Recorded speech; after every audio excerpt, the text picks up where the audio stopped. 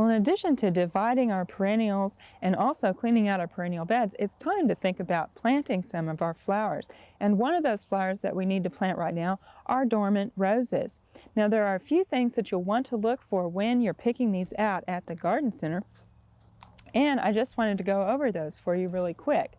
Now, first, what you want to look for are some good, strong, healthy canes.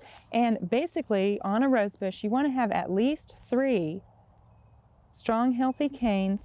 And this is a very good example here. And you want them to be larger in diameter than about 1/4 of an inch, which is basically larger in diameter than a pencil. Now, here I've got one that probably wouldn't be a good candidate because we've got one cane here, and then this is a very small cane. And basically, you want at least 3. Also, you want to look for healthy canes. And you can see here how this has a nice dark green color. And then over here, we've got one that's brown. Basically, these canes are dead here, and also you see where they're shriveled. Now, this actually does have some live growth down here at the bottom, but overall, this is not a good plant. You're better off to go with something like this.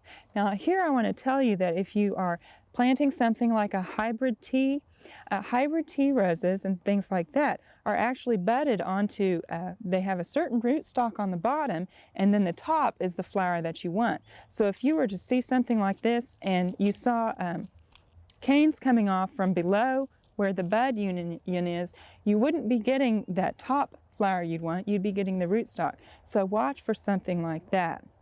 Also, since these are bare root roses, in packages like this, they should be in a dormant state. The buds should actually be just starting to come out or still dormant. And here you can see one where the buds have actually already broken, and we've actually got leaves here.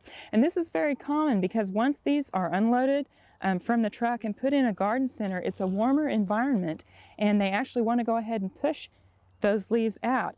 And so you'll want to get these just as soon as you can after they come into the garden center, especially if they're in a bag like this. One of the reasons is you can't really water the media here very well, and so once they've pushed their leaves out, they're taking up a lot of water, and so they tend to dry out. And that's one other thing that you'll need to check. If you can at all, check and see what that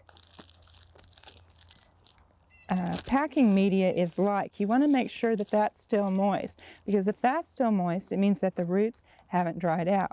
Now, once you've gotten your roses home, you'll want to plant them pretty much right away because it's time to do that. But before you do that, you'll want to soak those roots in water overnight, and that'll just help rehydrate those roots. Now, if you can't plant them right away, what you'll want to do is go ahead and take your rose out of its wrapper, wet that media back down again, and then wrap that back up, store it in the garage someplace cool until you can get to it.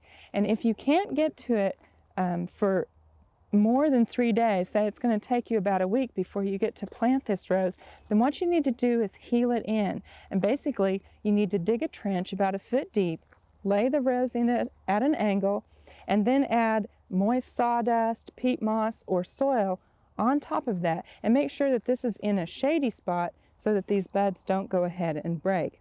And basically, if you start out with a very good rose, you'll have success with your rose plantings this year. We hope you've enjoyed this classic from the Oklahoma Gardening Vault. Remember, even though these tips and techniques are timeless, there's always something new to learn in the world of gardening. By subscribing to both Oklahoma Gardening and OK Gardening Classics, you'll have access to a wealth of gardening knowledge, both classic and contemporary.